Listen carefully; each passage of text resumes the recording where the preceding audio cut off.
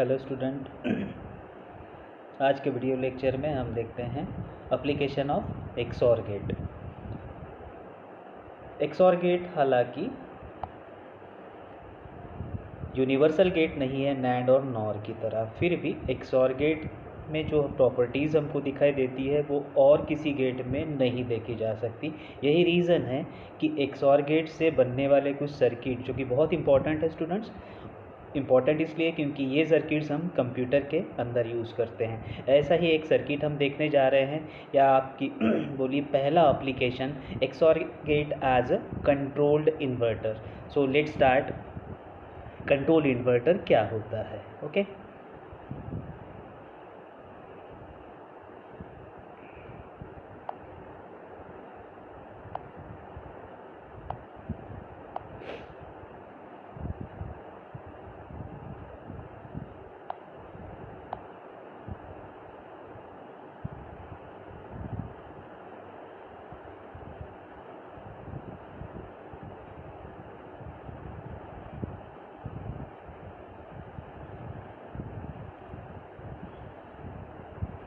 ये है XOR gate का सिंबल,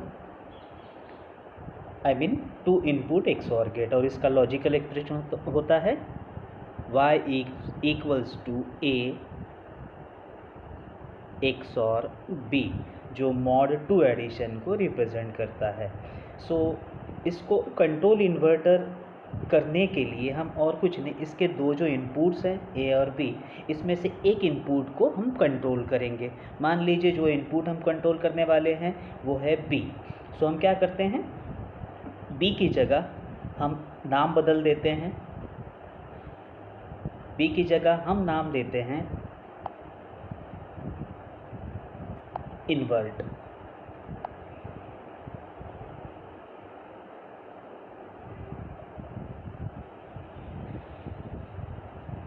सो अब हमारे एक्सॉर गेट को दो इनपुट है, पहला इनपुट है ए, दूसरा इनपुट है इन्वर्ट। सो हम इन्वर्ट को कंट्रोल करेंगे मीन्स इन्वर्ट को एक तो हम लो रख सकते हैं या तो हाई रख सकते हैं, देखते हैं क्या फ़र्क पड़ता है। ठीक है, इसके पहले हम मॉड 2 एडिशन पढ़ चुके हैं स्टूडेंट्स, क्योंकि उसकी ज़रूरत यहाँ पड़ेगी। क्या देखना है मॉड 2 एडिशन में, कैसे करते हैं? अगर दोनों इनपुट सेम है तो आउटपुट हमेशा लो होता है, यानी ज़ीरो होता है, और दोनों इनपुट्स अगर डिफरेंट है सो आउटपुट हमेशा हाई होता है। बस यही हमको मॉड 2 एडिशन में देखना है। सो हम दो केसेस करते हैं यहाँ पे, एक तो इन्वर्ट को लो करके देखते हैं एक बार, और दूसरी बार इन्वर्ट को हाई करके देखते हैं। सो सपोज लेट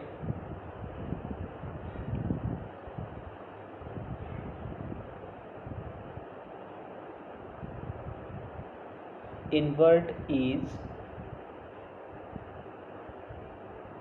लो मीन्स ज़ीरो है। इन्वर्ट ज़ीरो रख के स्टूडेंट्स हम ए की कितनी वैल्यू ले सकते हैं? दो वैल्यू। हम ए इक्वल्स टू ज़ीरो ले सकते हैं या तो ए इक्वल्स टू 1 ले सकते हैं। सो हम पहला केस लेते हैं, let A equals to zero. A equals to zero लेके हम y की वैल्यू कैलकुलेट कर लेते हैं। So y is equals to, हमारा एक्सप्रेशन है a एक्सॉर b। सो यहाँ a का वैल्यू ज़ीरो लिया है हमने, b यानी इन्वर्ट, सो b का वैल्यू हमारा ज़ीरो है। दोनों इनपुट सेम है, आउटपुट हमेशा लो यानी ज़ीरो रहेगा। ओके सो पहला केस समझ में आया आपको? हमने a इक्वल्स टू ज़ीरो लिया और y की वैल्यू कैलकुलेट की। अब हम y की a की एक और वैल्यू ले सकते हैं, that is a equals to 1, और फिर से एक बार चेक कर लेते हैं। So case 2, let a equals to 1, और once again we will check the value of y।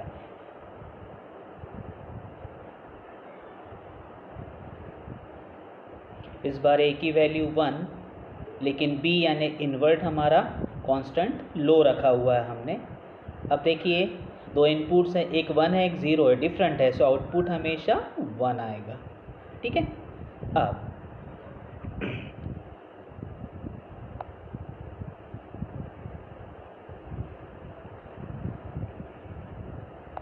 यहाँ कोई चीज़ आपको नज़र आ रही है? आपको दो बातों पे ध्यान देना है। जब हमने इन्वर्ट को लो रखा तब आप a की वैल्यू और y की वैल्यू पे ध्यान दीजिए। यहाँ y इक्वल्स टू 0 आया है, यहाँ y इक्वल्स टू 1 आया है।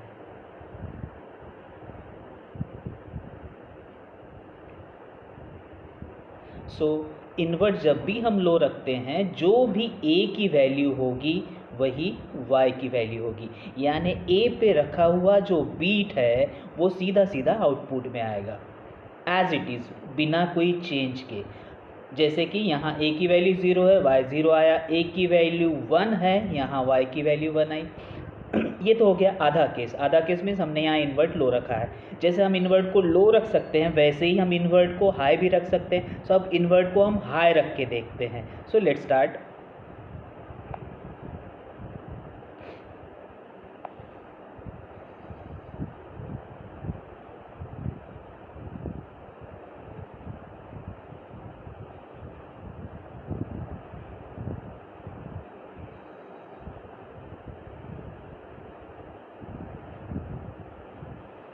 हाई मीन्स 1 रखेंगे।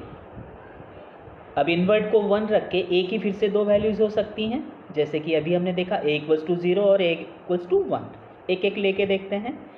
पहले a इक्वल्स टू 0 लेते हैं और हर बार हम y की वैल्यू कैलकुलेट कर लेते हैं। y is equals to a XOR b। अब b इन्वर्ट की जो वैल्यू है वो कांस्टेंट 1 है, a की वैल्यू 0 XOR b की वैल्यू 1। आंसर क्या आएगा? दोनों इनपुट डिफरेंट है, आंसर इज 1। सो y की वैल्यू जो आई है वो आई है 1। दूसरा केस क्या हो सकता है? a इक्वल्स टू 1 ले सकते हैं। फिर से y कैलकुलेट कर लेंगे। a की वैल्यू 1 है,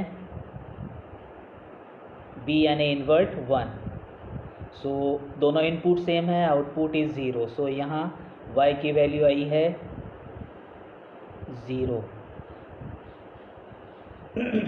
अब फिर से आप देखिए, जब भी इन्वर्ट को हम हाई रखते हैं, just look at the value of a and y। अगर इन्वर्ट हम हाई रखते हैं तो a की जो भी वैल्यू होगी उसका अपोजिट बीट जो है वो y में आएगा, यानी आउटपुट में आएगा। देखिए a इक्वल्स टू 0 था, यहाँ y इक्वल्स टू 1 आया। a इक्वल्स टू 1 था, यहाँ y इक्वल्स टू 0 आया। इसका मतलब फ्रेंड्स,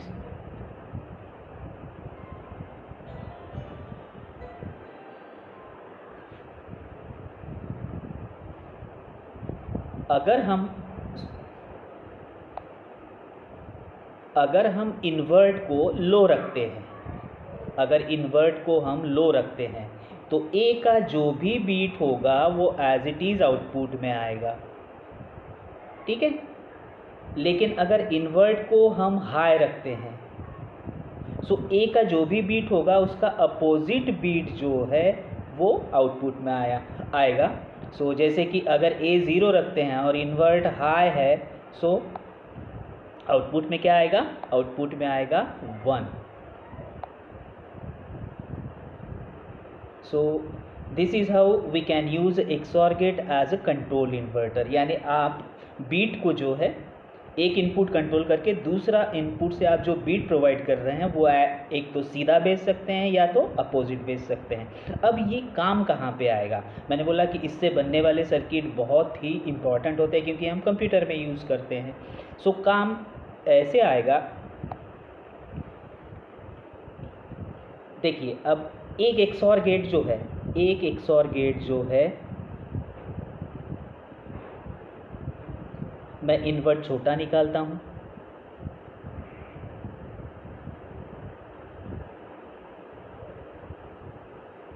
पहचान के लिए।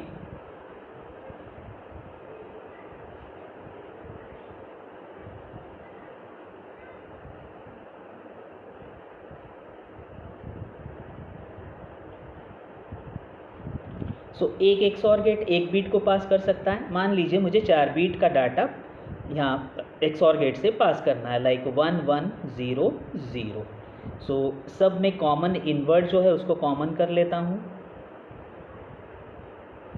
सो दिस इज इन्वर्ट, ये हो गया A0 A1 A2 और A3 बीट। अब अगर मैं इन्वर्ट को लो रखता हूँ, इन्वर्ट इज लो, सो यहाँ जो वैल्यू है, यहाँ वैल्यू है 0 0 1 1, ठीक है। सो यहाँ सीधे के सीधे बीट आएंगे। अगर मैं इन्वर्ट को हाई रखता हूँ, अगर इन्वर्ट को हाई रखा तो यहाँ इन बीट्स की जगह पे इसका अपोजिट बीट आएगा 1 1 0 0। सो हमको कभी ऐसी ज़रूरत पड़ेगी कि बीट सीधा भेजना हो या उल्टा भेजना हो? हाँ स्टूडेंट्स, हमको ऐसी ज़रूरत पड़ सकती है। कब? स्पेशली हम वंस कॉम्प्लीमेंट या टूज़ कॉम्प्लीमेंट करते हैं तब। इसीलिए हम पूरी तरह से XOR गेट को यूज़ करके बीट का आउटपुट में सीधा जाना या अपोजिट जाना पूरी तरह से कंट्रोल कर सकते हैं। इसीलिए इस एप्लीकेशन को हम बोलते हैं कंट्रोल्ड इन्वर्टर। अब समझ में आया why XOR gate is use as a control inverter, as it is totally depend कि इन्वर्ट जो है वो आपने लो रखा है या हाई रखा है। इसीलिए हम कंट्रोल इन्वर्टर को प्रोग्राम इन्वर्टर भी बोलते हैं। Okay, so this was a XOR gate as a control inverter.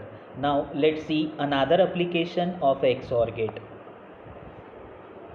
दूसरे एप्लीकेशन का नाम है स्टूडेंट्स पैरिटी चेकर।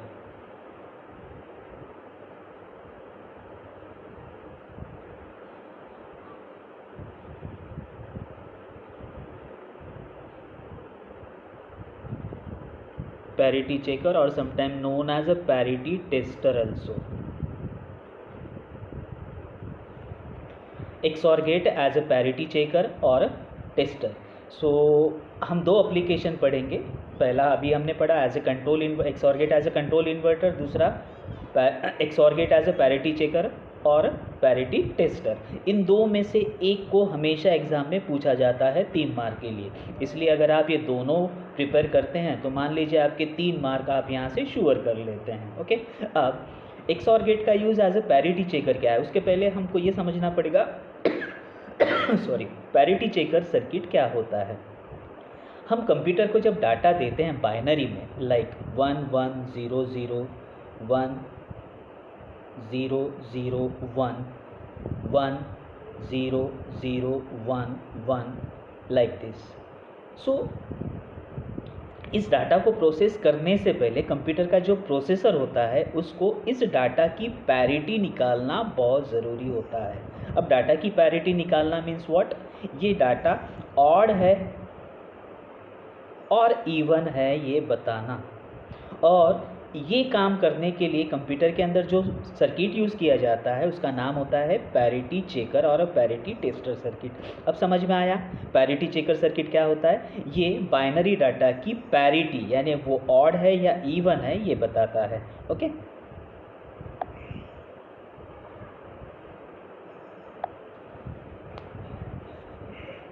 अब कैसे चेक करता है?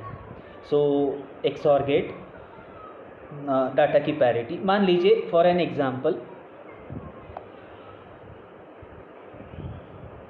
हम एक 4 बीट का डाटा लेते हैं 1 1 0 0। सो XOR गेट से बना ये पैरिटी चेकर सर्किट क्या करता है कि ये जो डाटा है इसमें से नंबर ऑफ वंस को काउंट करता है।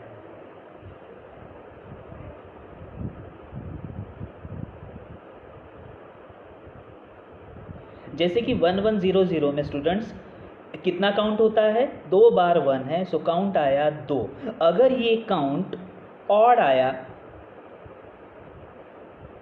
तो पैरिटी जो होगी वो ऑड होगी। अगर ये काउंट इवन आया तो पैरिटी जो होगी वो इवन होगी। ओके, और पैरिटी चेकर सर्किट का जो आउटपुट होगा, अगर उसकी पैरिटी ऑड है तो आउटपुट जो होगा वो 1 होगा, और पैरिटी इवन है तो आउटपुट 0 होगा। अब समझ में आया? अब आप कितने भी बीट का और कैसा भी डाटा हो, पैरिटी चेकर सर्किट से उसका पैरिटी पता कर सकते हैं, यानी वो ऑड है या इवन है ये पता कर सकते हैं। लेकिन पैरिटी चेकर सर्किट हमेशा बीट वाइज बनता है, 2 बीट का, 3 बीट का, 4 बीट का, 5 बीट का। हमको उसकी बीट लेंथ हमेशा ध्यान में रखनी पड़ेगी, उसी के हिसाब से हम उससे डाटा चेक करवाएंगे। मीन्स मैं ये बात इसलिए बोल रहा हूँ कि मान लीजिए आपको 4 बीट का डाटा चेक करना है और आपका पैरिटी चेकर सर्किट 3 बीट का है, सो वो 4 बीट का डाटा नहीं चेक कर पाएगा। जितने बीट का पैरिटी चेकर सर्किट होगा उतने ही बीट का डाटा आप उससे चेक कर सकते हैं। So we will see parity checker circuit जो XOR गेट से बनता है। सो हमारे सिलेबस में जो पैरिटी चेकर सर्किट है वो है 4 बीट का, सो इसलिए नाम हो जाएगा 4 बीट पैरिटी चेकर।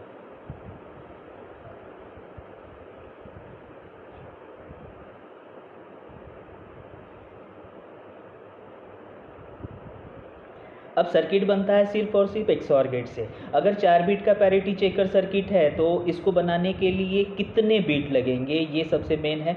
सो इसके लिए एक फॉर्मूला होता है, वो फॉर्मूला है किस चीज़ के लिए? Number of XOR gate needed.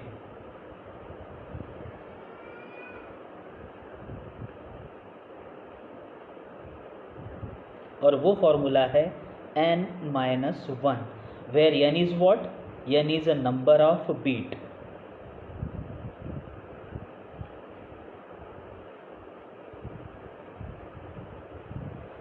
सो अगर 4 बीट का सर्किट मुझे बनाना है, सो कितने XOR गेट लगेंगे? आपको 3 XOR गेट लगेंगे, ठीक है।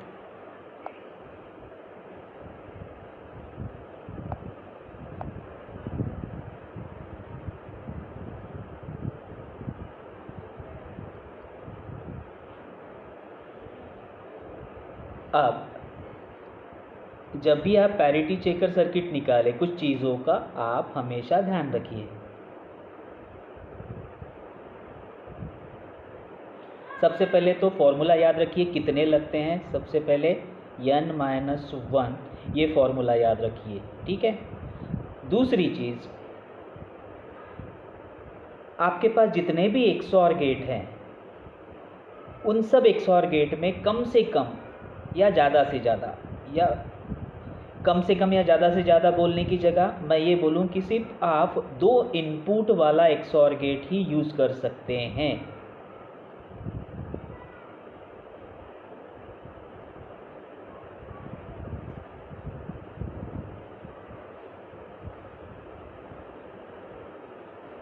क्योंकि XOR गेट तो 3 इनपुट वाला भी आता है, 4 इनपुट वाला भी आता है, लेकिन किसी भी XOR गेट में आप चाहे 3 यूज़ कीजिए, 4 यूज़ कीजिए, 5 यूज़ कीजिए, किसी भी XOR गेट में 2 इनपुट से ज़्यादा इनपुट नहीं चाहिए होंगे, ठीक है। तीसरी बात, एक XOR gate, 1 XOR gate is reserve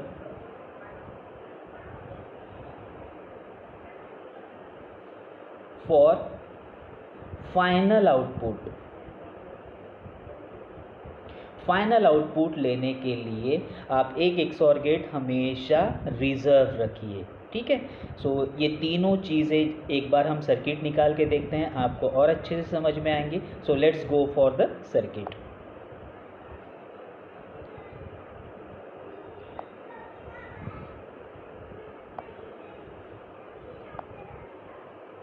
so 4 bit का पैरिटी चेकर सर्किट यानी हमारे पास हैं 3 XOR गेट।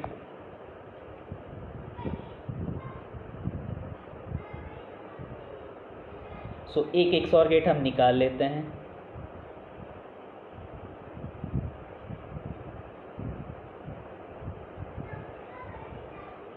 जैसे ही एक निकाला, मुझे 2 इनपुट देने ही थे, 4 बीट, यानी मैं शुरू करता हूँ A0 और A1 से। A0, A1, A2, A3 ऐसे 4 बीट मुझे दिखाई देना चाहिए। अब 4 में से एक तो चला गया, ये एक हमने यहाँ यूज़ कर लिया। अब बचते हैं दो। अब दो में से एक मुझे फाइनल आउटपुट निकालने के लिए रिजर्व रखना है। सो एक बचता है, तो एक मैं नीचे निकाल सकता हूँ। वैसे भी मैं नीचे निकालूंगा इसके, तो मुझे दो इनपुट देने ही पड़ेंगे। वो दो और ये दो इनपुट, चार हो जाएंगे। यानी इसके बाद मैं नीचे नहीं निकाल सकता क्योंकि मेरे चार इनपुट मुझे दिखाई दे रहे हैं। Okay, so I will draw one more.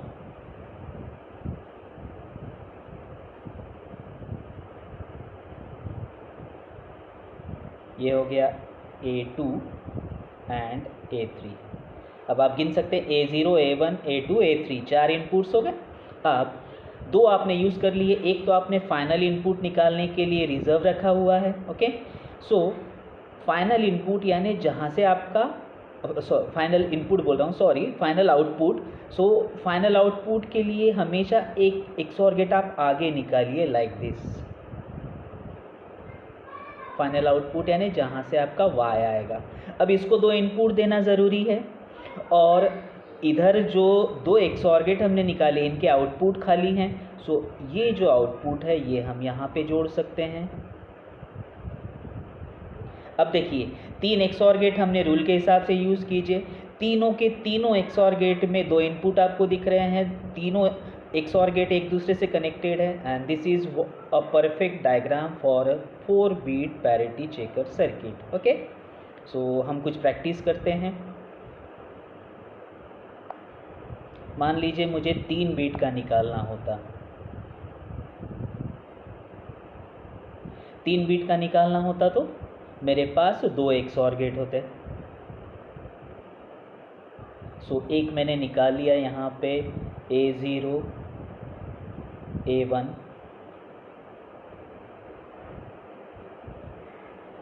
एक ही बचा फाइनल आउटपुट लेने के लिए, वो मुझे आगे निकालना पड़ेगा। यहाँ से तो Y आएगा। अब इसको दो इनपुट चाहिए है, यहाँ आउटपुट खुला पड़ा हुआ है, एक दे दिया। फिर भी एक इनपुट यहाँ पे चाहिए और एक इनपुट यहाँ पे कम है, सो एक मैं डायरेक्ट ले लेता हूँ। सो A0, A1, A2, सो 1 2 3 दो XOR गेट, ये बन गया 3 बीट का parity checker circuit. So student, आपके सिलेबस में 4 बीट का है, लेकिन आप अगर एक बार ये टेक्निक पता हो तो आप कितने भी बीट का निकाल सकते हो। Now we will move on to the truth table of a parity checker circuit. So इसका ट्रूथ टेबल बहुत इंपॉर्टेंट है क्योंकि 3 मार्क के लिए क्वेश्चन पूछा जाता है। सो करीबन 50% मार्क यानी 1.5 मार्क इसके ट्रूथ टेबल पे होते हैं, इसलिए आप ट्रूथ टेबल ध्यान से निकालिए।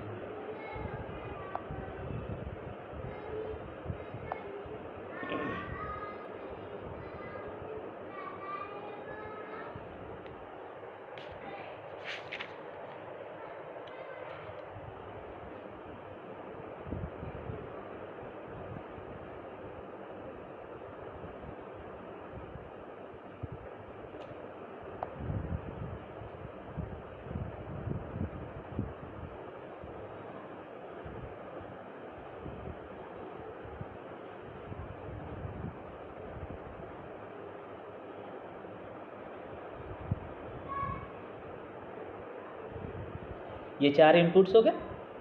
अब इन 4 इनपुट्स के बाद आप एक और कॉलम कीजिए, नाम होगा नंबर ऑफ 1।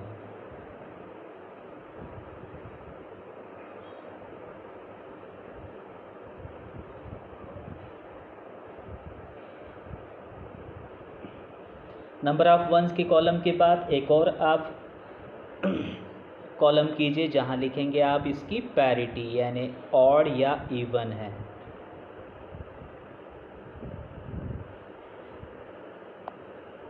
और लास्ट कॉलम आउटपुट का होगा।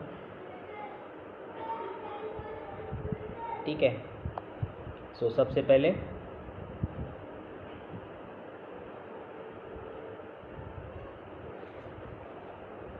कितने कॉम्बिनेशन होंगे या रोज़ होंगी? 4 इनपुट हैं तो 4 इनपुट है तो 16, और पहला होगा 0 0 0 0 0 0 0 0 1 0 0 1 0 0 0 1 1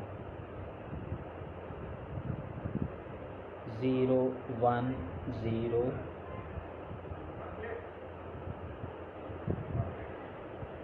0 1 0 1। सो आप ऐसे 16 कॉम्बिनेशन निकाल सकते हैं। सो पहला था 0 0 0 0, तो लास्ट क्या होगा 1 1 1 1।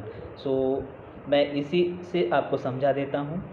मान लीजिए अगर हम पहला रो लेते हैं, सो 0 0 0 0।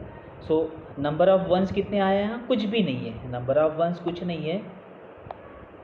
सो हम लिखेंगे 0, ठीक है। अब नंबर ऑफ वन 0 हैं, पहले ये कॉलम पूरा कर लेते हैं। दूसरे इसमें देखिए, ये दूसरा रो कितनी बार है 1 1, यहाँ भी 1, यहाँ 2, यहाँ 1, यहाँ 2, ठीक है। अब इस तरह आप 16th रो तक पूरे नंबर ऑफ वंस देखते जाइए, रो वाइज काउंट कीजिए और उसका काउंट लिखते जाइए। अब एक बार नंबर ऑफ वंस का जो कॉलम हो जाएगा, आप पैरिटी देखिए। 0 पैरिटी ऑड या इवन। सो बुलियन अलजेब्रा के हिसाब से 0 की पैरिटी तो हमेशा इवन होती है, ठीक है। 1 means odd, 1 is odd, then even, then odd, ये आसान है। 2 मीन्स इवन।